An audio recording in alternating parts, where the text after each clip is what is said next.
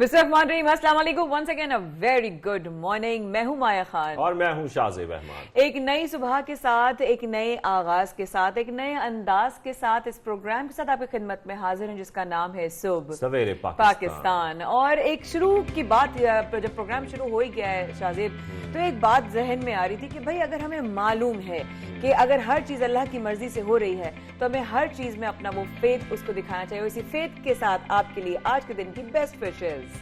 तो प्रोग्राम का आगाज करते हैं आज। बिल्कुल, प्रोग्राम का आगाज करते हैं और सबसे पहले ये बात कर लेते हैं कि हम रोजाना बात करते हैं महंगाई की, बार बार हम बात करते हैं महंगाई की, लेकिन कुछ ऐसे बयानात सामने आए गुज़िश्ता रोज जिस पर सब लोग हैरान भी हैं, परेशान भी हैं, क्योंकि हमारे जो वफाकी वजीर हैं और फवाद चौधरी साहब, उन्होंने एक हैरत अंगेज बयान दिया। इसमें उन्होंने ये कहा कि दवाइयों की कीमत 2-3 रुपए बढ़ने से कयामत नहीं आ जाती। लेकिन इस बयान के बाद हम देख रहे थे सोशल मीडिया पर जो सार्फिन है माया, वो काफी इस पर तनकीद भी कर रहे हैं और ये भी कह रहे हैं कि जो मैसेज है अगर उनकी बात की जाए, लीड क्लास की बात ना की जाए, तो महंगाई की वजह से उनको 2-3 रुपए से भी फर्क पड़ता है, उनको 5 रुपए से भी फर्क पड़ता है, उनको 10 रुपए से भी फर्क पड़ता है।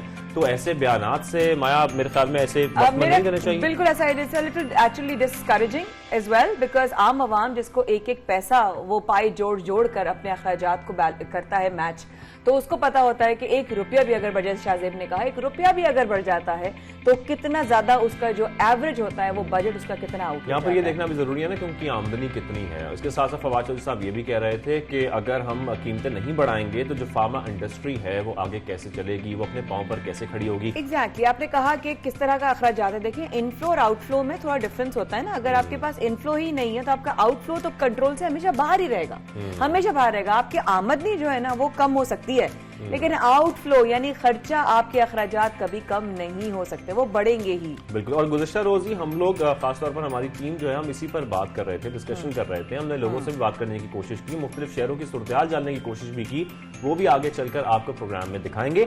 अब आपको बताते हैं एक खबर अच्छी है, और वो अच्छी इस तरह है कि आलमी मंडी में हम देख रहे हैं कि खाम तेल की कीमतों में कमी आई है और उसके असरात जाहिर बात है कि पाकिस्तान पर आने चाहिए।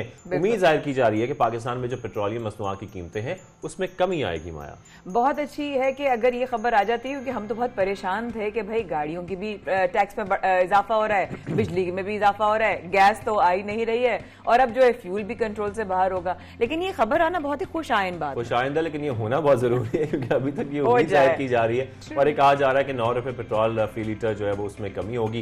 इसके साथ साथ डीजल की कीमत में भी कमी होगी। खैर, हम उम्मीद पर दुनिया कायम है, इंतजार करते हैं, देखते हैं आगे जाकर क्या होता है। इसके साथ साथ आपको ये बताना भी बहुत जरूरी है कि वफाकी हुकूमत ने सर्दियों की छुट्टियों का ऐलान कर दिया है। मौसम सरमा की छुट्टियां 25 दिसंबर से 4 जनवरी तक देने पर इत्तेफाक हो गया है। और उसके साथ साथ जो सिंध हुकूमत ने, उन्होंने भी तालीमी इदारों में मौसम सरमा की छुट्टियां 20 दिसंबर से देने का ऐलान कर दिया, जो कि 1 जनवरी तक चलेंगी। तो बच्चे जिन लोगों के एग्जाम्स हो रहे हैं, जैसे कि हमारे घर में भतीजा भतीजी सारे हैं ना, वो तो बड़े खुश होंगे, जल्दी जल्दी पेपर्स दे लो, 20 तारीख की छुट्टियां होने वाली हैं। तो ये एक अच्छी चलो चीज है कि बच्चों की एग्जाम्स भी हो जाएंगे, छुट्टियों का भी आगाज हो जाएगा और उसमें उनको घर में थोड़ा ब्रेक भी मिल जाएगा। और इस दफा सर्दी भी बढ़ रही है, लेकिन सर्दी के साथ साथ हम देख रहे हैं कि कुछ रिकॉर्ड्स में भी इजाफा हो रहा है। और वो कौन से रिकॉर्ड्स हैं? वो क्रिकेट के रिकॉर्ड्स हैं जो हमारी टीम कायम कर रही है, बार बार एक रिकॉर्ड बना रही है, रिकॉर्ड पे रिकॉर्ड बना रही है। ऐसे हम देख रहे हैं कि एक मैच हुआ, सेकंड मैच T20 सीरीज जो चल रही है पाकिस्तान और वेस्ट इंडीज के दरमियान, उस मैच में भी पाकिस्तान ने ये मैच जीत लिया, 2-0 की बर्तरी हासिल हो गई है। तकरीबन हमने 173 रन का हदफ दिया, जिसके ताकुब में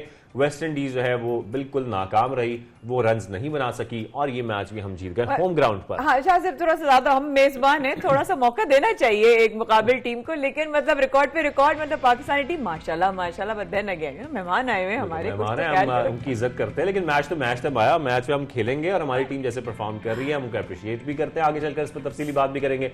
और अब आपको ये बताते हैं कि पाकिस्तान में बगैर इंटरनेट आसान मोबाइल अकाउंट से बैंकिंग अब मुमकिन हो सकेगी। मेरा सवाल, मतलब इंटरनेट के बगैर अकाउंट से पैसे और ट्रांजैक्शंस हो सकती हैं? बिल्कुल हो सकती हैं। बगैर इंटरनेट के मोबाइल फोन से कोड डायल करके ब्रांचलेस जो बैंक है अकाउंट है उसे खोला जा सकेगा, उससे आप पैसे ट्रांसफर भी कर सकते हैं, रिसीव भी कर सकते हैं।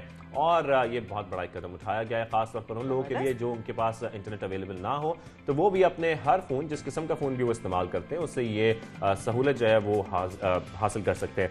इसके साथ साथ आगे बढ़कर अब आपको ये बताते हैं कि इनकलाबी खबरें हम शामिल कर रहे हैं, तो इनकलाबी खबर एक और भी है पंजाब से, जो वहां की वजीर सेहत हैं डॉक्टर यासीन राशिद। उन्होंने ये कहा है कि सूबे में निकाह से पहले थैलेसीमिया से मुतालिक खून का टेस्ट अब लाजमी होगा, वो आपको कराना होगा। यस शाहजेब, ये चीजें हम बहुत सालों से सुन रहे हैं कि इस पर कोई कदम उठेगा, इस पर कोई इम्प्लीमेंटेशन होगी, इस पर अब हमें उम्मीद एक और बन गई है, क्योंकि देखिए आप अगर टेस्ट नहीं कराएंगे तो आपकी पूरी नस्ल जो है वो अफेक्टेड होगी। जी, और अब आपको ये बताते हैं कि पाकिस्तानियों के लिए एक अच्छी खबर ये भी है कि अब पासपोर्ट का हुसूल बहुत आसान होता जा रहा है। अब आप 24 घंटे के अंदर पासपोर्ट हासिल कर सकते हैं।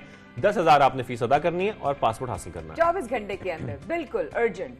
और साथ साथ चाइना की में भी, चाइना की जो मैं लोग कोरोना, अगर नेक्स्ट खबर जो हमारी चाइना बिल्कुल उसका भी जिक्र करेंगे, लेकिन यहाँ पर ये बताना भी आप लोगों को बहुत जरूरी है कि इंडोनेशिया में जलजिला आया है। इंडोनेशिया के जजीरे फ्लोरेस में शदीद जलजिला आया है और 7.7 इसकी शिद्दत रिकॉर्ड की गई है और इससे सुनामी की वार्निंग भी जारी कर दी गई है। इंटरनेशनल खबरों की बात हो गई तो हम प्रोग्राम का बाकायदा आगाज करते हैं और सबसे पहले सबसे अहम मामले की बात करते हैं, खारजा पॉलिसी की हम बात करते हैं, क्योंकि खित्ते से मजबूत होते ताल्लुकात की हम बात कर रहे हैं। और पाकिस्तान की मेजबानी में OIC वज़ीर ख़ारजा काउंसिल का गैर मामूली इजलास 19 दिसंबर 2021 को इस्लामाबाद में होगा। इजलास का मकसद अफगानिस्तान की संगीन इंसानी सूरत हाल पर गौर करना है और लाएअमल तय करना है। तो बहुत अहम मामला है। इसी अहम मामले पर बात करने के लिए हमें ज्वाइन किया है वज़ीर ख़ारजा शाह महमूद कुरैशी साहब ने। वज़ीर ख़ारजा साहब प्रिया में शो में ज्वाइन करने के लिए। सर, हम जैसे कि देख रहे हैं कि वज़ीर ख़ारजा काउंसिल इजलास में जो है वो मुनक़्क़िद किया जा रहा है, इसमें कौन कौन से ममालिक के नुमाइंदे शिरकत कर रहे हैं? देखिए, आपने सही निशानदेही कर दी है कि इंशाअल्लाह 19 दिसंबर को इस्लामाबाद में एक काउंसिल ऑफ फॉरेन मिनिस्टर्स का इजलास मुनक़्क़िद किया जा रहा है और उसका यकनुकाती एजेंडा जो है वो है अफगानिस्तान की सूरत हाल। मैं आपके प्रोग्राम में चंद अहम बातें आज करना चाहता हूँ। इजलास से पहले मैं आज दुनिया को पाकिस्तान के वजीर खारजा के तौर पर ये बावर कराना चाह रहा हूं कि अगर दुनिया ने फिल फॉर इक़दामात ना उठाए, जुर्रतमंदाना इक़दामात ना उठाए, तो अफगानिस्तान एक नई दुनिया में सबसे बड़ी इंसानी बहरान की शक्ल वहां जन्म ले रही है। वहां का इकोनॉमिक कलैप्स जो है वो इनएविटेबल दिखाई दे रहा है। और ये मैं मुख्तलिफ वज़राए खारजा से जब मैं न्यूयॉर्क मिला, मैं उनकी खिदमत में ये गुजारिशात करता रहा। मैं अभी ब्रसल्स से होकर आ रहा हूँ जहाँ एक स्ट्रेटेजिक डायलॉग था और मेरी उनके जो हाई रिप्रेजेंटेटिव हैं जोसेफ बोरेल, उनसे तफसीली गुफ्तगू हुई। मैंने उनसे कहा कि अगर यूरोपीय यूनियन फिल फॉर इक़दामात उठाने के बारे में नहीं सोचती और अफगानिस्तान का इकोनॉमिक कलैप्स हो जाता है तो एक बहुत बड़ा इंसानी बहरान जन्म लेने वाला है और वो आपके दरवाजे पे दस्तक देगा। पाकिस्तान, ईरान, ताजिकिस्तान जो हमसाए हैं वो तो मुतासिर होंगे, लेकिन खित्ता सिर्फ नहीं पूरा यूरोप मुतासिर होगा। आपको फिल फॉर, और ये बात जो मैं कह रहा था आज अक़वाम मुत्तहिदा, वर्ल्ड बैंक, IMF और इसके अलावा बहुत से ऐसे सफीर हैं जो अफगानिस्तान में सर्व कर चुके हैं जो ये आज बात कर रहे हैं। मिसाल के तौर पे एम्बेसडर रायन क्रॉकर जो वह अफगानिस्तान में रह चुके हैं। मिसाल के तौर पर कमांडर जनरल कैंपबेल जो फॉर्मर कमांडर है ISAF फोर्सेस के। मिसाल के तौर पर जनरल डेविड पेट्रेयस जो कि कमांडर थे US सेंट्रल कमांड के और डायरेक्टर CIA थे। मिसाल के तौर पर एम्बेसडर अर्ल एंथनी वेन जो असिस्टेंट सेक्रेटरी थे of state for economic and business affairs. ये सब हजरात क्या कह रहे हैं? ये कह रहे हैं कि अगर सैंक्शंस जो लगी हुई हैं, US सैंक्शंस, इंटरनेशनल सैंक्शंस, इन पर फिल फॉर नजरसानी न की गई और उनको असिस्टेंस, ह्यूमैनिटेरियन असिस्टेंस न पहुंचाई गई तो बहुत बड़ा बहरान आ रहा है। देखिए, बड़ी वाज़ेह सी बात है, अफगानिस्तान का जो बजट है उसका इन्हिसार तकरीबन 75% उसका इन्हिसार एक्सटर्नल असिस्टेंस पे था जो बंद हो गई। उनके जो अपने मॉनेटरी रिजर्व थे वो तकरीबन $9.5 बिलियन के थे हैं, वो मुंजमद हो गए। इस वक्त उनका जो बैंकिंग सिस्टम है वो फंक्शन नहीं कर रहा। बहुत से अफगान हैं जो दुनिया के मुख्तलिफ ममालिक में रह रहे हैं, उनके अजीज व अकारिब अफगानिस्तान में हैं और उनको वो बाखबर हैं कि उनको खाने को नहीं मिल रहा। वो उनको पैसे भेजना चाहते हैं, बैंकिंग सिस्टम मौजूद नहीं है जिसके जरिए वो पैसा वहां तरसील कर सके। वहां पिछले 2 साल से बारिशें नहीं हुई, कहत की सूरत हाल है, कोविड वहां अरूज पर है और सरकारी मुलाजमतों पे जो इंटरिम अथॉरिटीज हैं वो कह रहे हैं कि मुलाजिम वापस नौकरी पे आए, अपना काम संभालें, लेकिन उनको देने के लिए तनख्वाहें नहीं है। अब यूएनडीपी क्या कह रही है? यूएनडीपी कह रही है, और ये बैन अवी इदारे हैं, ये पाकिस्तान नहीं है, अगर ये सूरत हाल फिल और इस पर तवज्जो न दी गई तो अगले साल 2022 के बीच में तकरीबन मिड 2022 97% अफगान गुर्बत की लकीर के नीचे होंगे।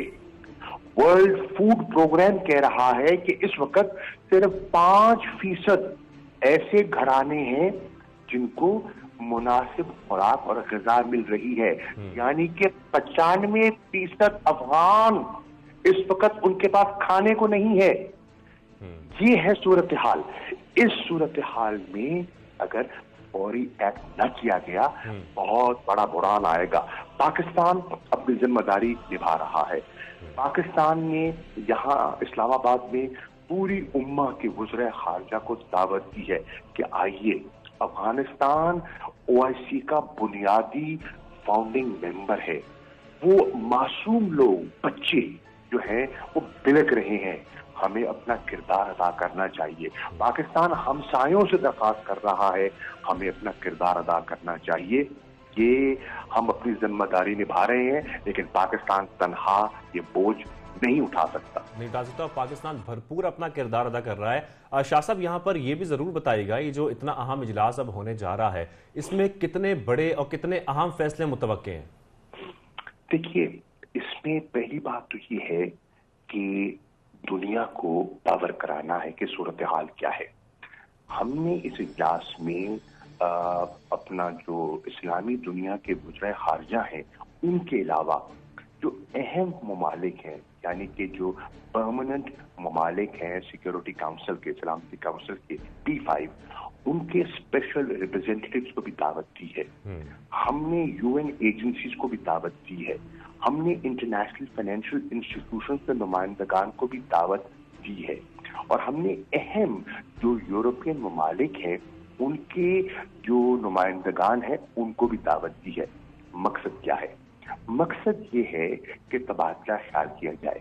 हम ये भी चाहते हैं कि वो अपनी मैसेजिंग करना चाहते हैं, वो जो तालिबान अथॉरिटीज को अपना मैसेज करना चाहते हैं वो करें, शौक से करें। जब मैं 21 अक्टूबर को काबुल गया था, मैंने इंटरनेशनल मैसेजिंग उनसे की थी और हम उनको भी दावत दे रहे हैं कि उनका नुक्ता नजर भी आके सुने।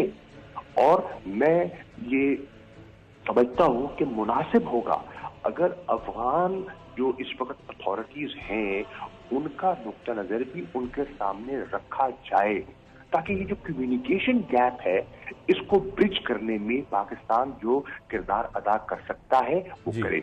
मैं ये बताते हुए मुझे ये इत्मीनान हो रहा है कि मेरे जो राब्ते हुए हैं उसमें मैं खास तौर पर शुक्रिया अदा करना चाहूंगा सऊदी अरब का। इन्होंने इसमें बड़ा अहम किरदार अदा किया है। As chair of the OIC जो हैं उन्होंने, समिट चेयर हैं वो, उनका शुक्रगुजार हूं। और इसके साथ साथ अहम इस्लामी दुनिया के ममालिक ने आने का इशारा दिया है, जिसमें तुर्की है, जिसमें ईरान है, जिसमें इंडोनेशिया है, जिसमें मलेशिया है, जिसमें और दीगर अरब ममालिक हैं। तो ये बहुत अफ्रीकन ममालिक के नुमाइंदगान हैं जो OIC के मेंबर्स हैं। तो ये बहुत बड़ा मौका है पर वक्त बताने का। देखिए, सर्दी की लपेट में पूरा खिता आने वाला है और अफगानिस्तान में आप जानते हैं कि कितनी शिद्दत से सर्दी पड़ती है। इन हालात में अगर दुनिया गाफिल रही तो वो मासूम लोग जिनका कोई कसूर नहीं है, जो 40 साल से दिक्कतों का शिकार रहे हैं, मासूम बच्चे हलाक हो जाएंगे। पीपल विल स्टार्व, लोग भूखे मर जाएंगे। और ये वो कुव्वतें जो कहती हैं कि हमने 20 साल अफगानिस्तान में हमने वहां की मॉडर्नाइजेशन के लिए, वहां डेमोक्रेसी के लिए, वहां के हालात बेहतर करने के लिए, हमने वहां की खुशहाली के लिए इक़दामात उठाए, वो 20 साल की आपकी सारी इन्वेस्टमेंट मलिया मेट हो जाएगी, दफन हो जाएगी अगर आज आपने तवज्जो ना दी।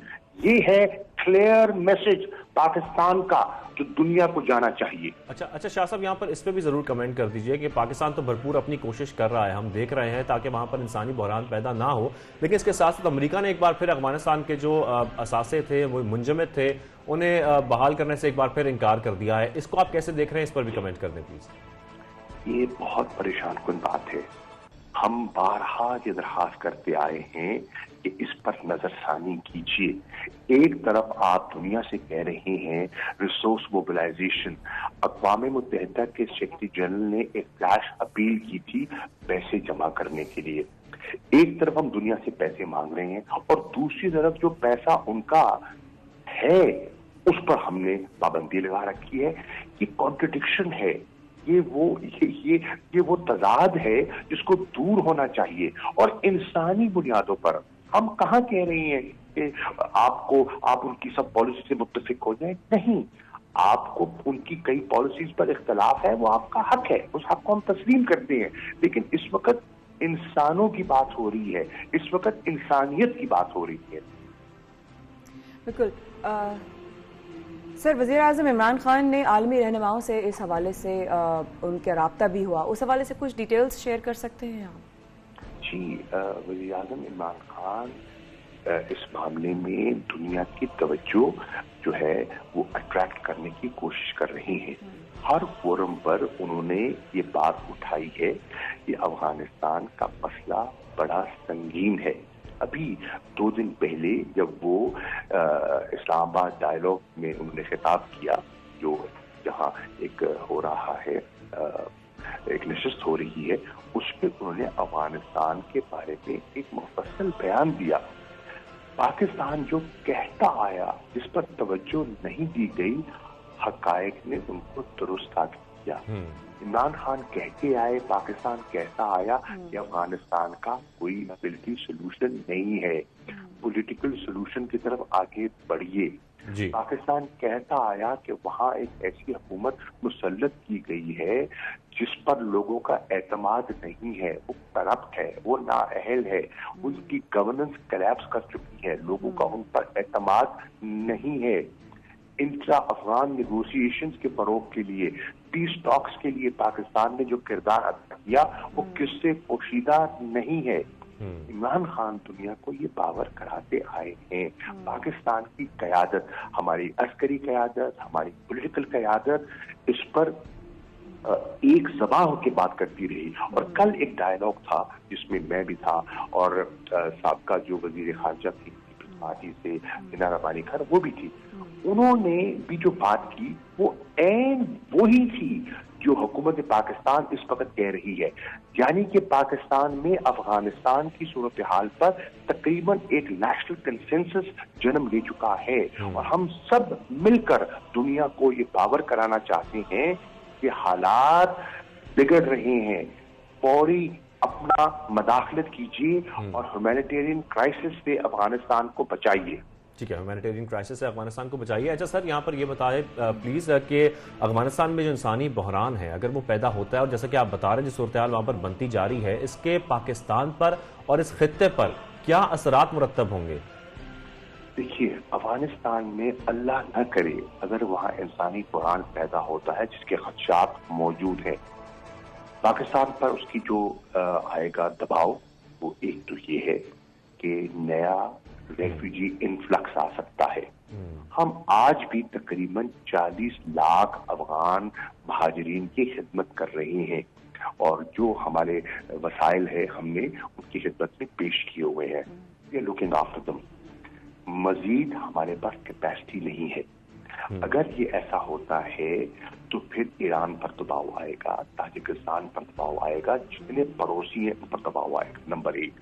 नंबर 2, अगर वहां बहरान पैदा होता है और वहां केओस पैदा होता है, वहां एनार्की जन्म लेती है, तो उससे जिन इंटरनेशनल टेररिस्ट ऑर्गेनाइजेशंस को दुनिया 9/11 के बाद शिकस्त देने निकली थी, उनको मौका मिल जाएगा पनपने का, उनको मौका मिल जाएगा एक दफा फिर अफगानिस्तान में अपने पर फैलाने का। तो जितना किया धरा था आपका 20 साल का, जो इंसानी जाने गई, जो अरबों डॉलर आपने इन्वेस्ट किए, जो पाकिस्तान ने बेपनाह कुर्बानी दी, अपने एरिया को क्लेंस किया, सब कुछ बढ़िया पेट हो जाएगा। दहशतगर्दी की एक नई लहर जन्म ले सकती है। तीसरी चीज, जब वहां कुछ खाने को नहीं होगा, जब वहां कलैप्स होगा, तो इस वक्त आप देख रहे हैं कि पाकिस्तान पर बेपनाह प्रेशर है। हमारे यहाँ दुनिया में इस वक्त जो इन्फ्लेशनरी प्रेशर है, जो अफरात ज़र बढ़ चुका है, उसकी कई वजूहात हैं, तफसीलात में जाने का वक्त नहीं है। तो पाकिस्तान की उनकी खुराक की जरूरियात कीमतें चढ़ जाएंगी। तो यहाँ से फिर क्या होगा? आटा, चीनी, दालें, घी, सब जो जरूरत की चीजें हैं वो अफगानिस्तान का रुख करेंगी। तो पाकिस्तान में मजीद महंगाई जन्म ले सकती है। पाकिस्तान के लोग इस वक्त तकलीफ में हैं, उनकी तकलीफों में इजाफा होगा, और ये सिर्फ हमें नहीं होगा, हमारे गिरदो नवा भी होगा। तो ये सब चीजें हैं जिसका पाकिस्तान जिनका अहाता कर रहा है, और हमारी ये तशवीश है जो हम दुनिया से शेयर कर रहे हैं। बिल्कुल सर, और यही वजह है कि पाकिस्तान अपनी भरपूर कोशिश कर रहा है कि इंसानी बहरान अफगानिस्तान में ऐसा पैदा ना हो। वज़ीर ख़ारजा शाह महमूद कुरैशी साहब जिन्होंने हमें ज्वाइन किया, सर आपका बहुत शुक्रिया हमें ज्वाइन करने के लिए, हमें वक्त देने के लिए। माया, वाकई ये बहुत संगीन सूरत हाल है जिस पर हम सोच भी रहे हैं। पाकिस्तान भरपूर अपना किरदार निभा रहा है, पाकिस्तान अपना किरदार निभा रहा है, लेकिन इतना तकलीफ दे मंजर उन्होंने जो इस वक्त हमारे लिए रख दिया है सामने, जो फोर्थ कमिंग मन करती तो गौर से सुन रही थी कि वाकई में इसका जो है वो असर सिर्फ पाकिस्तान नहीं बल्कि आसपास के और ममालिक में, लेकिन जिस तरीके से वो मिरर इफेक्ट की बात कर रहे थे कि वहां पर आएगा तो पाकिस्तान पे क्या इफेक्ट आएगा, इस और बहुत सारी खबरों के साथ इस वक्त के बाद रहिएगा हमारे साथ। अभी हम वापस आते हैं, शाहजेब और माया आपके मुंतजिर सुबह सवेरे पाकिस्तान में। Will be right back.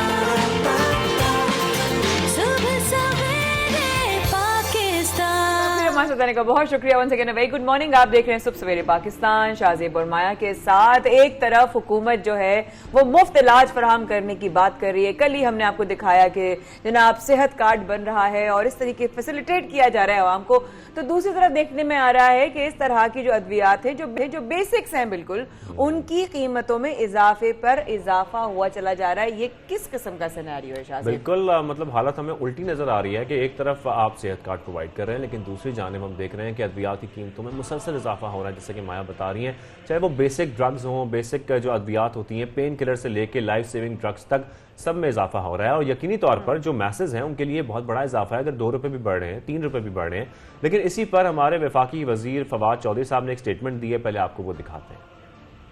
जो हम कह देते हैं ना 100% इजाफा हो गया, 500% इजाफा हो गया, वो जब आप देखते हैं तो इजाफा क्या होता है कि 3 रुपए कीमत थी उसकी 7 रुपए हो गई। अगर आप 20-20 साल कीमतों में इजाफे ही नहीं करेंगे, वो इंडस्ट्री आपकी बैठ जाएगी। आप देखें ना, अगर 3 रुपए कीमत है 7 रुपए हो गई तो क्या कीमत आ गई। अब तो वैसे भी सेहत कार्ड के बाद ये इशू खत्म हो गया। अब तो आप दवाइयाँ इलाज जो है वो आपका वैसे ही उधर से फ्री है, उसमें क्या प्रॉब्लम बैठ जाएगी शाहजेब, लेकिन साथ में लोगों के जो इलाज है उसकी उम्मीद भी बैठ जाएगी, लोगों के अखराजात बिल्कुल कंट्रोल में नहीं है, उनके बजट बिल्कुल बैठ जाएंगे। बिल्कुल, जैसे कि अभी फवाद चौधरी साहब आखिर बात अपनी ये कर रहे थे कि सेहत कार्ड के बाद ये प्रॉब्लम खत्म हो जाएगी, लेकिन ऐसा नहीं है। हम नॉर्मली भी छोटी छोटी दुकानों पर लोग जाते हैं, अपनी मोहल्ले गलियों में जो उनकी दुकानें होती हैं, छोटे छोटे क्लिनिक्स होते हैं, वहां पर जाते हैं और जो फार्मेसीज होती हैं करीब की, वहां जाकर अपनी दवाइयां खरीदते हैं। तो मेरा ख्याल है वहां पर तो उनका सेहत कार्ड इस्तेमाल शायद ना हो सके। अगर वहां पर होता है तो बहुत अच्छी बात है, अगर नहीं होता तो फिर उनको वो दवाइयां अपने पैसों से ही खरीदनी पड़ेंगी। इसी मौजूद बात करने के लिए हमारे साथ मौजूद है समाजी कारकुन जफर अब्बास साहब। जफर भाई अस्सलाम वालेकुम। पहला सवाल, बहुत शुक्रिया आने के लिए। सवाल, क्या शिकायत करूं, किस बारे में बात करूं, किस चीज को हाईलाइट करूं, महंगाई की कौन सी चीज को लेकर आपसे सवाल करूं? तो देखें, अगर हम कोर्स बुक की बातें करेंगे, स्कूल की किताबों की, तो प्राइवेट स्कूल माफिया का तस्करा ज़रूर होगा। इसी तरह से अगर दवाई की बात की जाएगी तो प्राइवेट अस्पताल माफिया भी कम नहीं है। और इस वक्त जो हाल आवाम का हो रहा है इलाज के लिए, देखिए एक मिडिल क्लास आदमी के लिए तो मुमकिन ही नहीं बचाना। अब जो दवाई बेचारा 2-3 साल पहले तक शुगर की या ब्लड प्रेशर की ले लेता था 2,500-3 हज़ार रुपए की, अब वो 6-6.5 हज़ार रुपए की आ रही है। कैसे है? किसी को अगर हार्ट की प्रॉब्लम है, उसकी दवाई तो उसकी अब साथ साथ चलनी है ना। और बात यह कि अगर हमारे वुज़रा ये बातें बोलेंगे कि सिर्फ डबल तो हुए हैं पैसे, सिर्फ डबल तो हुए हैं पैसे, 3 रुपए वाली चीज 6 रुपए की तो हुई है, 1 लाख वाली चीज 2 लाख की तो हुई है। तो इतनी सादी सी बात है, हर बात में तो यही बात बोल रहे हैं कि 300 वाला 10 किलो का आटे का थैला 850 का तो हुआ है, 50 वाली चीनी 150 की तो हुई है। तो बात यह है कि अगर ये इस तरह की बातें करते जाएंगे और आवाम को बिल्कुल भी नहीं सोचेंगे, यकीन जाने मैंने कल अपने दस्तरखान पर, जो जेडीसी के दस्तरखान लगे, मैं वहां पर एक सिक्योरिटी गार्ड का इंटरव्यू लिया। मैंने कहा भाई मैं क्या तुमसे बात कर सकता हूँ? खाना खा रहा था बेचारा। उसने कहा बिल्कुल। मैंने कहा आप सुबह से गन लेकर बैठे रहते हो बैंकों के बाहर, इसके बाहर 8-8 घंटे 10-10 घंटे की नौकरियां करते हो, दरवाजे खोलते हो लोगों के लिए, जान भी खतरे में होती है, तनख्वाह कितनी है तुम्हारी? उसने बोला 16,000 रुपए। तो मैंने कहा घर का किराया कितना है? कहने लगा 15,000 रुपए। मैंने कहा बचता क्या है? कह रहे 1,000। मैंने इस 1,000 में आना जाना, खाना, दवाई, बीवी, बच्चे सब कर लेते हो? कह रहे नहीं, पूरे महीने लोगों से कर्जा उधार लेके जैसे तैसे गुजारा होता है। बात यह है कि अगर हम 16,000 रुपए की बात कर रहे हैं कि 16,000 रुपए के अंदर, तो आप मुझे सिर्फ 16,000 रुपए में किसी बुजुर्ग की मेडिसिन लाके दिखा दे, हार्ट की और शुगर की और ब्लड प्रेशर की, तो उसके बाद तो उस बेचारे के पास बचेगा ही 6,000। तो इसका मतलब ना वो घर का किराया दे पाएगा, ना वो अपने बच्चों के खाने का इंतजाम कर सकता है। अफसोस सिर्फ ये है कि आवाम के मुंतखब नुमाइंदे ये बातें कर रहे हैं कि सिर्फ डबल तो हुई है दवाइयों की कीमतें, सिर्फ डबल तो हुई हैं। अरे भाई हर हफ्ते डबल हो रही हैं, ऐसा कहां होता है? बात यह कि अगर आप अभी, मैं आपको कितनी एप्लीकेशनें दिखाऊंगा, मेरे अब्बा फला प्राइवेट अस्पताल में फंसे हुए, मेरी अम्मा फला प्राइवेट अस्पताल में फंसी हुई है, मेरा 6 महीने का बच्चा फला प्राइवेट अस्पताल में फंसा हुआ है, हम रोड एक्सीडेंट में गलती से प्राइवेट अस्पताल में ले गए अपने मरीज को, अब हमें अपना पेशेंट रिलीज कराने के लिए इतने लाख रुपए देने हैं, अब हमें अपने मरहूम की लाश अस्पताल से रिलीज कराने के लिए इतने लाख रुपए देने हैं। आप बताएं मुझे वो कौन से इदारे जहां इन लोगों को भेज दिया जाए? अस्पताल वाले बिल दे देते कि ये लो भाई तुम्हारा मरीज जो आईसीयू में मर गया, वेंटिलेटर पर था, उसके ऊपर हमारी 25 लाख रुपए की दवाई लग गई 12 दिन के अंदर। अब वो किससे कंफर्म करेगा जाके उस मरने वाले का बेटा कि क्या वाकई ये दवाई मेरे मरीज को लगी भी है कि नहीं लगी? और अस्पताल वाले कह रहे बॉडी हम देंगे नहीं, पहले आप पैसा दीजिए लाके। तो बात ये, लोग तो पिस रहे हैं। और आप कहते हैं कोई भी किसी भी किस्म का कार्ड आ गया इलाज के लिए, तो क्या वो एक मिडिल क्लास आदमी की पहुंच में है? वो कैसे लेगा कार्ड? उसका बच्चा बीमार है, एमआरआई कराने चले गए, एक एमआरआई टेस्ट मिडिल क्लास आदमी करवा सकता है 16,000 18,000 रुपए का? नहीं करा आज सकता। सिटी स्कैन किसी की पहुंच में रह गया कि खुदा न खास्ता मोटरसाइकिल पे गिर जाए तो बात ही यहाँ तो क्या बात की जाए? आप मुझे बताइए ना। हाँ। ट्रांसप्लांट कराना हो मिडिल क्लास आदमी को, जमाने में चंदा मांगेगा, जमाने में भीख मांगे कि 40 लाख रुपए चाहिए ट्रांसप्लांट कराना है, बोन मैरो ट्रांसप्लांट कराओ, जमाने के आगे हाथ फैलाए, फला मुल्क लेकर जाना है, फला मुल्क लेकर जाना है, बच्चे की एज 5 साल हो जाएगी, उसके बाद उसका इलाज ही नहीं हो सकता। हम जानते हैं किस तरह से दरवाजे खटखटाते हैं लोगों के कि भाई ये केस आया हुआ है, कुछ पैसे आप दे दो, 40-40 लाख, और दूसरे मुल्क के 40 लाख, पाकिस्तान के 80 लाख। तो बात यह है कि मैं हुकूमत के नुमाइंदों से गुजारिश करूंगा, खुदा के वास्ते लोगों का दर्द समझें। ये 16, 18, 20 हजार रुपए अपनी जेब में रखकर 1 महीना गुजारने की कोशिश तो करें। देखें तो क्या उसमें वो दवाइयां आती हैं जो आपके घर के बुजुर्ग खाते हैं, उसके बाद आपकी जेब में कोई पैसा बचेगा? और ये किसके कंट्रोल में आएंगी? सबसे बड़ा तो सवालिया निशान ये है, ये दवाइयां बनाने वाली कंपनी हो, ये दूध बेचने वाले हो, ये गोश्त बेचने वाले हो, आपकी लिस्ट से तो पता नहीं कितने रुपए आगे इनके रेट होते हैं। ये किसके कंट्रोल में? अच्छा जफर तरफ आते हैं, हम दीगर चीजों पर भी आते हैं, लेकिन जैसा कि आप भी जिक्र कर रहे हैं और हमारे कुछ वफाकी वज़रा भी ये जिक्र कर रहे हैं कि सेहत कार्ड का इजरा कर दिया गया है, सेहत कार्ड तकसीम किए जा रहे हैं, लेकिन मेरा सवाल तो यहाँ पर यह है कि अगर किसी को अपना टेस्ट करवाना है, किसी को जाकर अपनी गली मोहल्ले से छोटी छोटी फार्मेसी से जाकर दवाई खरीदनी है, कोई पेन किलर से लेकर लाइफ सेविंग ड्रग तक कुछ भी खरीदना है, क्या वहां पर सेहत कार्ड इस्तेमाल हो सकेगा? मैं आपको बताता हूं कौन सा कार्ड इस्तेमाल होता है। अभी मैं गया हुआ था अपने टेस्ट करवाने, मेरे आगे एक बहुत अच्छे सफेद पोश फैमिली के आदमी खड़े हुए थे, इज्जतदार आदमी लग रहे थे और थे इज्जतदार थे। उन्होंने अपनी जेब से पैसा निकाला, टेस्ट वाले से पूछा, हाँ भाई कितने के टेस्ट हुए मेरी बेटी के? उसने बोला टेस्ट आपके हुए हैं 18,000 रुपए के, 9,000 रुपए जकात काट दूं आपके लिए। उन साहब ने मुड़ के यूं पीछे देखा, यूं पीछे देखा। मैं उसके आगे नहीं बता सकता क्या हुआ। ये है कौन सा कार्ड है भाई, ये मुझे बताएं कि लेबोरेटरी में खड़ा हुआ शख्स जो है वो किसके पास जाए कि 18,000 रुपए के सिर्फ नॉर्मल से टेस्ट हो रहे हैं? तो बात सिर्फ इतनी सी है, आवाम को वो लेबोरेटरियां बताई जाएं जहां पर वो जाके अपना टेस्ट कराएं। लोग जहनी डिप्रेशन के मरीज बनते जा रहे हैं। लोगों के पास अपने शुगर ब्लड प्रेशर के टेस्ट कराने के पैसे नहीं है कि मैं अपनी 3 महीने की शुगर कहां से टेस्ट कराऊं? डॉक्टर से बोलूं डॉक्टर साहब मेरी दवाइयां या बढ़ा दो या मेरी दवाइयां घटा दो। मैं यही सी जफर भाई आपकी बात से कि जितने लोग हैं मेजॉरिटी ऑफ द पीपल, उनका ये कि जब वो टेस्ट का सुनते हैं ना कि टेस्ट कौन सा, वो ये सोच के ही रुक जाते हैं कि इसमें तो बहुत पैसे लग जाएंगे, यार छोड़ो ठीक हो जाएगी तबीयत। और उसी में बीमारियां बढ़ती जाती हैं, उनमें इजाफा होता जाता है। जब वक्त गुजरता जाता है, टेस्ट वक्त पर नहीं होता, असल में बात ये ना, बीमारियां बढ़ी। देखिए सिस्टम में पूरा डॉक्टर भी उस लेबोरेटरी के टेस्ट लिखते हैं ज्यादातर, जहां से उनको पता होता है होना क्या है। हर डॉक्टर की मतलब मुख्तलिफ मामला है, मैं क्या खुल के बोलूं, सबको सब कुछ पता है। कोई कंपनी आ रही बोली ये दवाई लिख दें डॉक्टर साहब, आपकी पूरी फैमिली को थाईलैंड घुमा के ले आते हैं। डॉक्टर साहब ये दवाई लिख दें, आप इतने प्रिस्क्रिप्शन भेज दें, साल के एंड में आपको गाड़ी निकाल देंगे। बात ये हम तो परेशान हैं कि ये क्या हो रहा है, तौबा। ये मरीजों के साथ क्या हो रहा है, ये कौन सी ये तरीका कार क्या है, कौन सा भाई? यानी कि सफर भाई महंगाई सिर्फ आम आदमी के लिए बढ़ रही है, और जिनके पास मतलब जो अमीर है उनको कोई फर्क नहीं पड़ा। नहीं, यहाँ पर जफर भाई जो एक पॉइंट आउट कर रहे हैं चीज, जफर साहब आप ये कहना चाह रहे हैं कि जो फार्मास्यूटिकल कंपनीज हैं, जो फार्मेसीज हैं खासतौर पर, या फार्मास्यूटिकल कंपनीज हैं, वो डॉक्टर्स के साथ इश्तराक करती हैं और उसके बाद अपनी दवाइयां जो है वो बेचती हैं आगे, और उनको इसके बदले जो है मुख्तलिफ पैकेजेस दिए जाते हैं।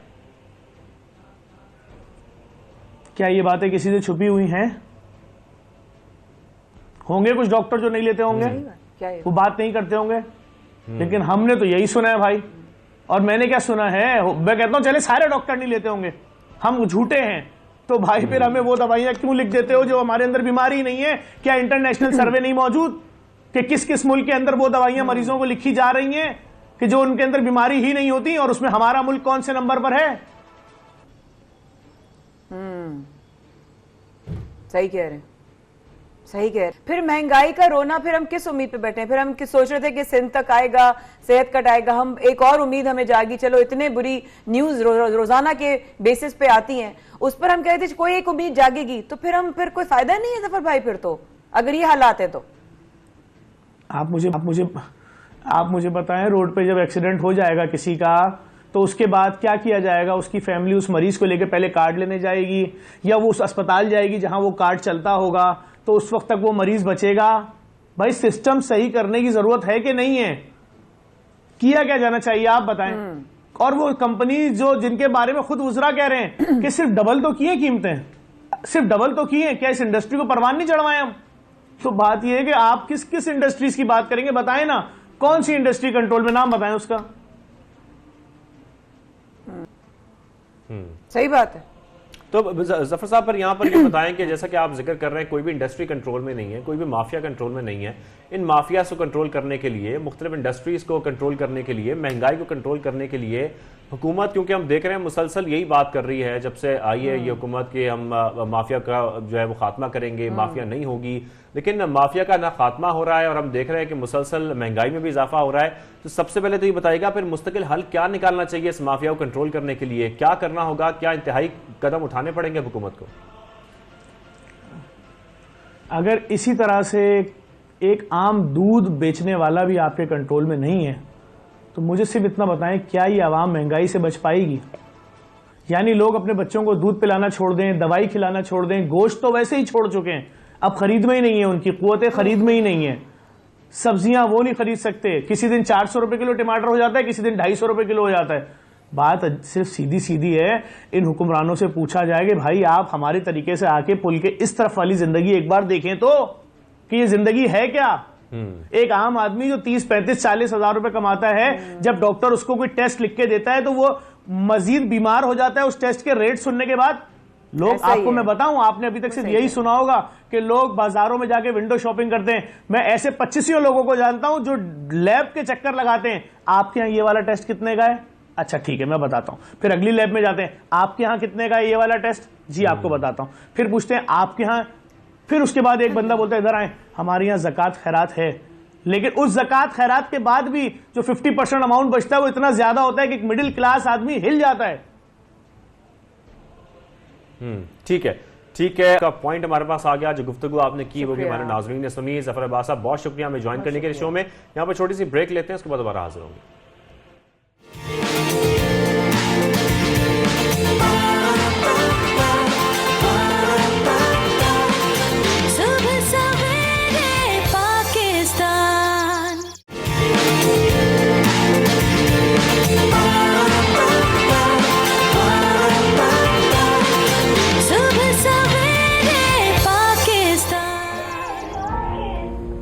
एक बार फिर हमारे साथ रहने का बेहद शुक्रिया। आप देख रहे हैं सुबह सवेरे पाकिस्तान, शाहजेब अहमद और माया खान के साथ। और आपने कभी जिंदगी में ऐसा कोई डॉक्टर देखा है जो ऐसे तो देखा होगा जो इंजेक्शन लगाते हैं, लेकिन ऐसा नहीं देखा होगा जो घूसे और लाते खाते हैं। मतलब ये इस किस्म के डॉक्टर हैं जो नफ्सियाती इलाज भी करते हैं, और वो इस तरीके से करते हैं कि मरीजों को बुलाते हैं और उनसे मुआवजा भी वसूल करते हैं। स्ट्रेस कोच, क्योंकि उनका ये एक तरीका है और कि लोगों के अंदर से स्ट्रेस, जितना भी टेंशन है और जितना भी उनका पेन है साइकोलॉजिकल या मेंटल, वो निकालने के लिए ये थेरेपी बहुत जरूरी है और ये काम भी बहुत करती है, इसलिए वो घूसे लाते खाते हैं। अब वो कहते हैं कि दवा के साथ साथ आपको अपने दिल की भड़ास निकालना भी बहुत जरूरी है, लेकिन मुझे डर है कि अगर किसी ने डॉक्टर को बहुत जोरदार मुक्का मारा तो हमारी ख्वाहिश है कि ये जो है इनके ऐसे ही काम चलता रहे, लोगों का इलाज करते रहे, क्योंकि नफ्सियाती इलाज करना भी बहुत जरूरी है। तुम भी बन जाओ स्ट्रेस कोच, मुझे स्ट्रेस हो रहा है बहुत ज्यादा। नहीं, मुझे किसी को खाने का शौक नहीं है। हम वॉशेबल बैटरी की बात कर लेते हैं कि वॉशेबल बैटरी ऐसी इजाद है जो कि की गई है जो आके आप मुख्तलिफ अपने कपड़ों के अंदर इस्तेमाल कर सकते हैं। ये सर्किट के साथ कनेक्टेड होती है, लेकिन इसका फायदा ये है, ये एक पहली इजाद ऐसी है जो कि मूवेबल है, जो धो भी दी जाए तो कोई फर्क नहीं पड़ता, खराब नहीं होती, आप कहीं पर इस्तेमाल कर सकते हैं। वाटर प्रूफ भी है और इसमें सर्किट्स लगे होते हैं, लेकिन ये खराब नहीं होते, इसको आप तोड़ मड़ोड़ भी सकते हैं, कुछ भी कर सकते हैं, ये बैटरी खराब नहीं होगी। तो ये मेरे ख्याल है बैटरी एक अच्छी इजाद है।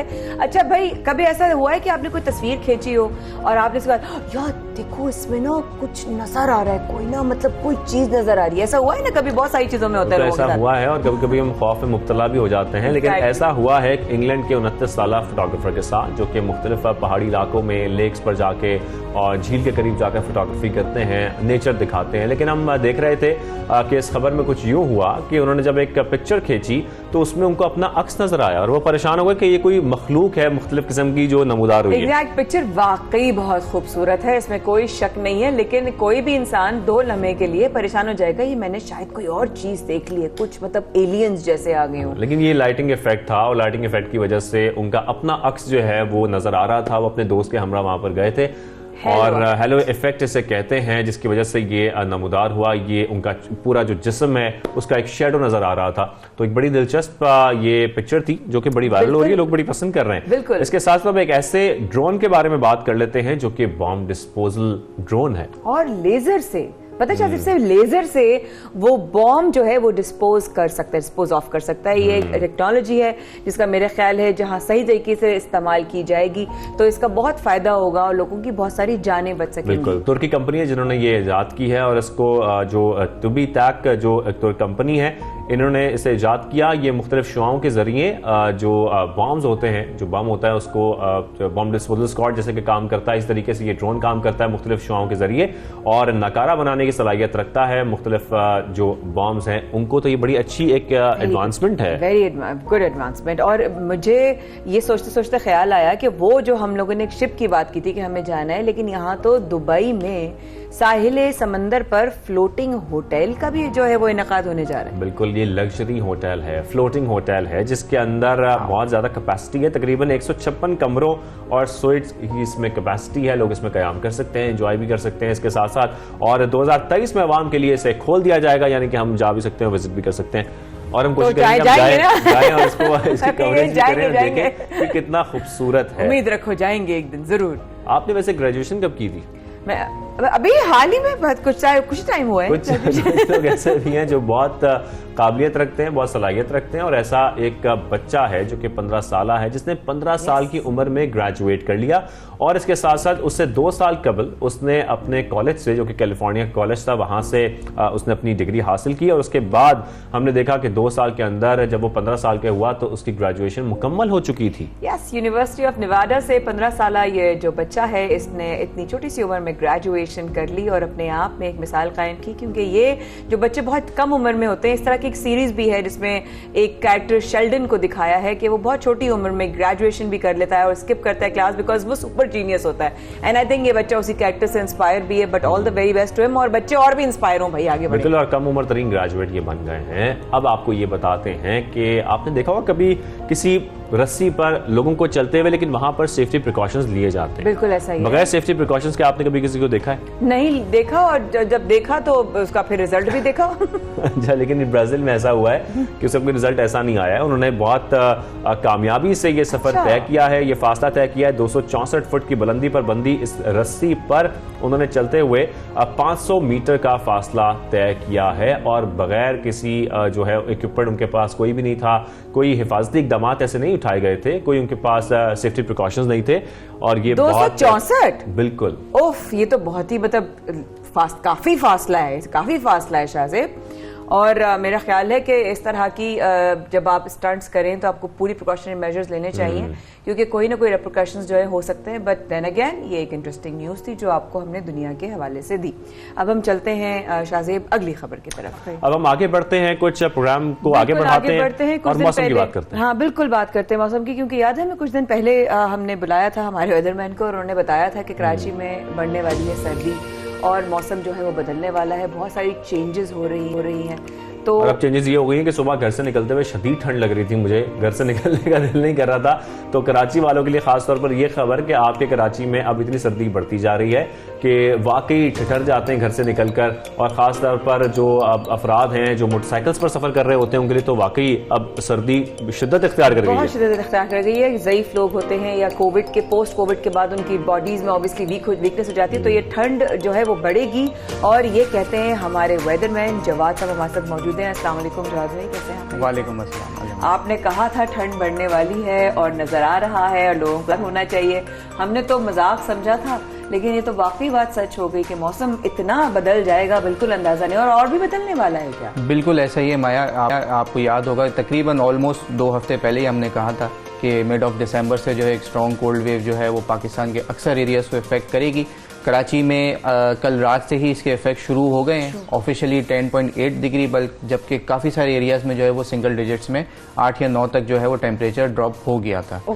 अब आज से लेके अगले 4-5 दिन तक जो है ये कोल्ड वेव जो अभी रिसेंटली स्टार्ट हुई है, ये कंटिन्यू करेगी। और उम्मीद यही है कि बुध से लेके सैटरडे तक जो है वो तकरीबन एरियाज जो हैं वो सिंगल डिजिट यानी कि 7 से 8 डिग्री 9 डिग्री, जबकि फील्स लाइक टेम्परेचर जो है वो 5 से 6 डिग्री तक भी ड्रॉप हो सकता है। और हम देख रहे हैं जो हवाएं चल रही हैं इस वक्त कराची में, वो बड़ी सर्द हवाएं हैं। किस किस्म की हवाएं? क्या ये वही हवाएं हैं जिसका हम जिक्र करते रहे पहले? ये वही क्वेटा की हवाएं हैं जो इस वक्त कराची में चल रही हैं, और आगे आने वाले दिनों में इनकी शिद्दत में इजाफा होगा, तकरीबन 30-35 किलोमीटर तक जाएंगी। इसी वजह से अब जो दिन के टेम्परेचर्स हैं वो भी ड्रॉप होना शुरू हो जाएंगे। एक्सपेक्टेड यही है कि 21 से 24 डिग्री के दरमियान जो है वो डे टेम्परेचर भी लिमिट हो जाएगा। और माया, हम जिक्र करते ना कुछ दिनों पहले कि सुबह के वक्त अब ये कहा जा रहा था कि रिकॉर्ड टूट गया है, इतनी ज्यादा सर्दी हुई है। क्या ऐसा ही वाकई ऐसा रहा है? नहीं, फिलहाल ऐसा कोई रिकॉर्ड ब्रेकिंग इवेंट कराची के हवाले से नहीं हुआ और ऐसे पाकिस्तान में भी नहीं हुआ। अच्छा, मैं पूछना चाहती थी सिंध के हवाले से कोई बारिश का इम्कान है? कोई ऐसा चांसेस है कि बारिश हो सकती है जिसकी होंगी उसके बाद ठंड का और फिर इजाफा हो जाता है? देखें, सिंध में फिलहाल बारिश का ऐसा कोई इम्कान नहीं है। फिलहाल एक वेस्टर्न डिस्टर्बेंस है जो नॉर्दर्न एरियाज को इफेक्ट कर रहा है, जिसमें इस्लामाबाद मरी तक जो है वो बर्फबारी भी हुई है। मरी में कल सीजन की पहली बर्फबारी थी, ज़ालाबारी भी हुई है। नॉर्दर्न एरियाज इफेक्ट वो है अभी लिमिटेड। इंशाल्लाह फिलहाल एक लॉन्ग रेंज फोरकास्ट है, लेकिन अभी यही देखने में आ रहा है कि दिसंबर के आखिरी दिनों में या जनवरी के फर्स्ट वीक में जो है एक काफ़ी स्ट्रॉन्ग वेस्टर्न डिस्टर्बेंस आता नजर आ रहा है, जो यकसा कराची से कश्मीर तक पाकिस्तान के काफ़ी सारे एरियाज में बारिशें बर्फबारी ला सकता है, अपर एरियाज में बर्फबारी। लेकिन फिलहाल लॉन्ग रेंज फोरकास्ट है, आने वाले दिनों में चेंजेस होंगे। सो बुध से हफ्ता कहा आपने, तो आज बुध है जवाद भाई, और हफ्ते तक सिंगल डिजिट्स में चला जाएगा मौसम तकरीबन और दिन में जो है वो 21 से 24 डिग्री तक, जब ये सर्द हवाओं में मजीद इजाफा होगा। बेसिकली ये जो कोल्ड वेव है ये एक वेस्टर्न डिस्टर्बेंस के फॉलो अप में आ रही है। वेस्टर्न डिस्टर्बेंस ऊपर नॉर्दर्न एरियाज में मौजूद है, वो अगले 24 से 36 घंटों में जो है वो पाकिस्तान से निकल जाएगा और उसके बाद प्रॉपर फ्लो आएगा। अच्छा जवाब भाई, ये तो बात हो गई कराची की, आप नॉर्दर्न एरियाज ही पहुंच गए, थोड़ा पंजाब की तरफ आ जाते हैं, कुछ लाहौर का रुख भी कर लेते हैं। मुख्तलिफ शहर हैं पंजाब के, वहां पर क्या सूरत हाल है? वहां हम देख रहे हैं कि फॉग अब बहुत ज्यादा बढ़ गई है और हम देख भी रहे हैं साथ साथ मोटरवे भी बंद की जा रही है, तो ये फॉग के साथ साथ सर्दी की शिद्दत में भी बेइंतहा इजाफा हो गया। बिल्कुल ऐसा ही है। अगेन वेस्टर्न डिस्टर्बेंस के साथ जो ह्यूमिडिटी आती है, जो मॉइस्चर आता है, वहां पर उन एरियाज में फिलहाल जो है वो बारिशें ऐसे नहीं हुई हैं। आज और कल में कुछ ऐसी एक्सपेक्टेशन है कि लाहौर और इसके आसपास के एरिया में शायद हल्की फुल्की थोड़ी सा एक आधा लाहौर में बारिश बड़ी जरूरी है ताकि स्मॉग का खात्मा हो, फॉग कम हो, बहुत जरूरी है। और अगले आने वाले दिनों में जैसे जैसे ये सर्दी की शिद्दत में इजाफा होगा, इन सब एरियाज में जो है वो फॉग की शिद्दत में भी इजाफा होगा, मोटरवेज वगैरह पे काफी ट्रबल होने वाली है, तो जो लोग ट्रैवल कर रहे हैं वो खासा एहतियात करें। थैंक यू जवाद भाई, थैंक यू सो मच। मैंने तो आज स्वेटर भी पहन लिया, ये तो माशाल्लाह कोट पहनता है, तो लेकिन मैं तो आज स्वेटर पहना, मुझे तो लग रही थी बहुत ठंड। अब जवाद भाई ने बता दिया है कि आज बुध से लेके हफ्ते तक कराची में ठंड जो है तकरीबन सिंगल डिजिट्स में जा सकती है, तो प्लीज रहिएगा तैयार रहिएगा और तैयारी करते रहिएगा, अपना ख्याल रखिएगा। रहिएगा हमारे साथ। वक्त के बाद आते हैं शाहजेब और माया हुई भी।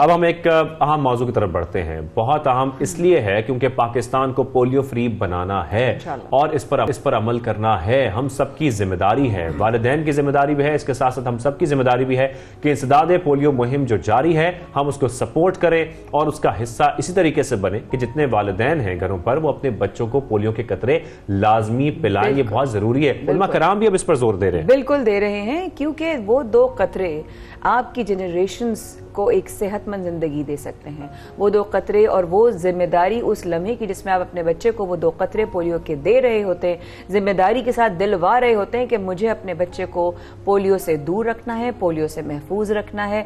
हर बच्चे को अगर माँ बाप संजीदगी के साथ इसकी तरफ आगे बढ़ें तो पाकिस्तान पोलियो फ्री हो जाएगा एक दिन इंशाल्लाह। लेकिन इसके हवाले से इस मुहिम में सब लोग शामिल हैं, हर पाकिस्तानी अपनी जिम्मेदारी जो है वो निभा रहा है। शाहजेब, तो मैंने देखा है और सुना है कुछ क्रिकेटर्स ने भी अपनी जिम्मेदारी का जो है वो मुजाहरा किया है। और यहाँ पे इंटरेस्टिंग फैक्ट ये है कि रवां साल की अगर बात करें तो मुल्क में सिर्फ और सिर्फ 1 पोलियो का केस रिपोर्ट हुआ है।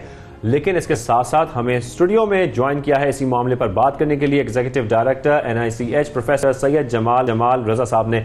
बहुत शुक्रिया सर हमें करने के लिए, हमारे शो में आने के लिए। सर, हम देख रहे हैं कि पाकिस्तान भरपूर कोशिश कर रहा है पोलियो से लड़ने के लिए। हुकूमत पाकिस्तान बेहतरीन इकदाम भी उठा रही है और रवां साल की अगर बात करें तो सिर्फ और सिर्फ 1 पोलियो का केस रिपोर्ट हुआ है। सर, इसी तरीके से हम इसका खात्मा कर सकते हैं? बिल्कुल, आपने सही कहा। बल्कि अभी आप जो कह रहे थे कि पाकिस्तान पोलियो फ्री हो सकता है, मैं तो कहता हूँ पोलियो फ्री हो चुका है अल्हम्दुलिल्लाह। लेकिन उसके अंदर एक बड़ा लेकिन है, और वो लेकिन ये है कि हमें बिल्कुल अपने गार्ड्स को नीचे नहीं करना, अपने आप को इस बात पे ये नहीं समझना कि बिल्कुल हम अब ज़रूरत नहीं है इन मुहिम्मात की। अब जितनी ज़रूरत है शायद उतनी पहले भी नहीं थी, क्योंकि ये मुहिम्मात जब 3 साल तक हम इस पोजीशन में आएंगे कि हमारा कोई पोलियो का केस भी रिपोर्ट ना हो और हमारे इन्वायरमेंटल सैंपल्स भी पॉजिटिव ना हो, जब ही हम पोलियो फ्री सर्टिफिकेट हासिल कर सकते हैं और सही मानों में ये इत्मीनान कर सकते हैं कि पोलियो फ्री पाकिस्तान हो गया है। और जैसा कि आप जानते हैं कि सारी दुनिया के अंदर एक मुल्क से भी मसला हल नहीं होता, वो तो हम बात कर रहे हैं ग्लोबल पोलियो इराडिकेशन की। तो हम ये भी जानते हैं कि इस वक्त अफगानिस्तान में गर्चे बहुत बेहतरी आई है, लेकिन 4 केसेस वहाँ पे रिपोर्ट हुए हैं। तो और अफगानिस्तान और पाकिस्तान की जो मतलब वो जो ट्रैफिक है वो आप जानते हैं कि लोग मुस्तकिल एक जगह से दूसरी जगह ट्रैवल करते रहते हैं। तो बहुत ज़्यादा ज़रूरत है कि दोनों ममालिक के अंदर, जो दोनों ही पोलियो वाले ममालिक रह गए, उनके अंदर इन मुहिमात को पूरी तरह से उसी तरह से शद्दोमत के साथ, ज़ोर शोर के साथ और अवाम के ताउन के साथ उसको जारी और सारी रखा जाए कि जैसे माजी में किया गया है। और उसी का नतीजा हम देख रहे हैं कि एक वक्त आ गया था कि लोग हमसे ये बार बार सवाल करने लगे थे कि जी कभी हमारी जान छूटेगी भी या हम इसी तरह रहेंगे। पिछले साल तक हम खुद भी एक तरह की किसी तरह तक मायूसी का शिकार होने लगे थे कि भाई इतना अरसा हो गया, अब भी इतने केसेस आ रहे हैं। लास्ट ईयर पाकिस्तान ने तकरीबन 84 केस रिपोर्ट हुए थे डिस्पाइट ऑल द एफर्ट्स। तो वाकई एक मायूसी की कैफियत आ गई थी, लेकिन अल्लाह ताला का बड़ा शुक्र है कि अब हमें नताइज नज़र आने लगे हैं और अब हम लोगों को यकीन के साथ ये कह सकते हैं कि देखें हमने ये मुहिमात चलाई तो आज इसका नतीजा हमारे सामने। बिल्कुल, तो अब जो मुहिम है ये 4th इसके फेज में है और अगर हम 4th फेज की बात करते हैं तो अगर मैं गलत नहीं हूं तो इरादा शुमार मेरे सामने आए तो 156 डिस्ट्रिक्ट्स में आपके जाने का इरादा और 40 मिलियन से ज्यादा बच्चों को पोलियो के कतरे पिलाना। ऐसा ही है। और सिंध के अंदर अगर हम देखें तो 9 मिलियन के करीब सिंध के अंदर और 40 मिलियन के अंदर पूरे मुल्क में। अच्छा। और सिंध में अगर हम बात करें तो आखिरी जो पोलियो का केस रिपोर्ट हुआ था वो पिछले साल जुलाई में हुआ था, यानी तकरीबन 1.5 साल का अरसा गुजर गया है जब हमारे पास कोई केस रिपोर्ट नहीं हुआ। और सबसे अच्छी बात यह कि 6 महीने से तमाम इन्वायरमेंटल सैंपल्स नेगेटिव आ रहे हैं। तो ये बड़ी खुशाइन बात है और रीअश्योरिंग है कि नहीं सिर्फ ये नहीं है कि हम केसेस मिस कर रहे हैं, बल्कि वाकईतन जो सबसे बड़ा जो मुंबा है, जो सोर्स है सीवेज वाटर और जहाँ से कंटामिनेशन हो के पोलियो वायरस जिस्म में दाखिल होता है, जब वो नेगेटिव होना शुरू हो जाए तो फिर हमें काफी इत्मीनान होता है। तो इस तरह आपने कहा कि सिर्फ एक केस जो है वो रिपोर्ट हुआ है, इस एक को 0 बनाने के लिए क्या जिम्मेदारी है? वो 1-2 कतरे किसी भी माँ बाप के लिए जिम्मेदारी के साथ पिलाना अपने बच्चे को कितना जरूरी है? बिल्कुल उतना ही जरूरी है जितना पिछली मुहिमात में था, बल्कि शायद उससे भी ज्यादा, जैसे मैंने कहा, क्योंकि ये वो वक्त है जब हमें पूरी अपनी कुव्वत लगाकर और इस बात को यकीन दहानी करनी चाहिए कि जी हम जिस मंजिल की तरफ बढ़ रहे हैं उसी मंजिल तक पहुंच जाएं और उसमें कहीं रुकावट, लड़खड़ाहट या कोई उसके अंदर प्रॉब्लम ना आए। और मेरी अपील है, आप सब भी इसमें बड़ा ताउन करते हैं, मीडिया का बहुत बड़ा रोल रहा है लोगों को इस बात पे कन्विंस करने में कि जी ये कतरे कोई नुकसान नहीं पहुंचा रहे। इतने सालों से ये मुहिमात चल रही हैं, किसी किस्म के नुकसान नहीं हो रहे, बल्कि आपके और हमारे बच्चों को पोलियो से महफूज बना रहे हैं। लेकिन सर मैं चाहूंगा यहाँ पर आप वालिदैन को एक पैगाम पहुंचाएं हमारे शो के जरिए और ये बताएं कि पोलियो के कतरे पिलाना, ये 2 कतरे कितने जरूरी हैं, कितने अहम हैं, अगर वो इसमें गफलत हो भी रही है तो वो ना करें। नहीं, ये बहुत ज़्यादा इसकी अहमियत है कि पोलियो के कतरे आप अगर पहले पिलाए भी जा चुके हैं, बारहा जितनी भी मुहिमात में पिलाए गए हैं दोबारा पिलाएं। एक और बल्कि 2 अपीलें मेरी और भी होंगी।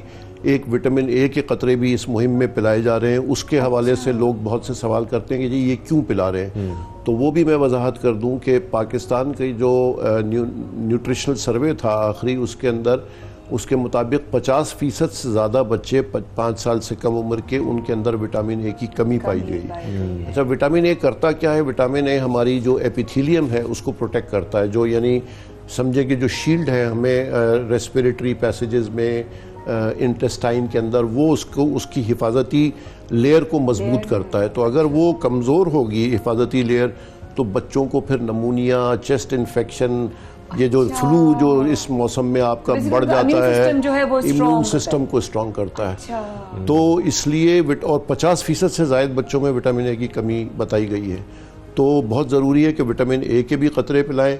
और एक आखिरी रिक्वेस्ट वालिदैन से ये होगी कि जो पोलियो वर्कर आपके घर पर आते हैं, हमें उनका एहसानमंद होना चाहिए। खुदा के लिए वो अपनी जानों पे खेलकर, अपनी जिंदगियों को दाव पे लगा के हमारे और आपके बच्चों की हिफाजत के लिए, हम देखते हैं सेहत के लिए ऐसे इलाकों के जहाँ कठिन रास्ते होते हैं, पॉसिबल नहीं होता, वो वहां पर भी जाते हैं उन बच्चों को कतरे पिलाते हैं। खुदारा उनसे उनको इज्जत दीजिए, हर शख्स को इज्जत देनी चाहिए, लेकिन उनके एहसानमंद होइए कि वो आपके बच्चों को की जिंदगियों को बचाने के लिए आपके घर तक आए हैं। अच्छा सर, अगर वालिदैन अब भी रिलक्टेंट हैं कुछ, तो उनके लिए, उनकी आगाही के लिए कुछ स्पेशल प्रोग्राम भी इनिशिएट किया जा रहा है? बिल्कुल, हर जगह पे महकमे सेहत के लोग मौजूद हैं, आपके पीडियाट्रिशियन, आप अपने बच्चों को किसी न किसी डॉक्टर को तो दिखाते होंगे।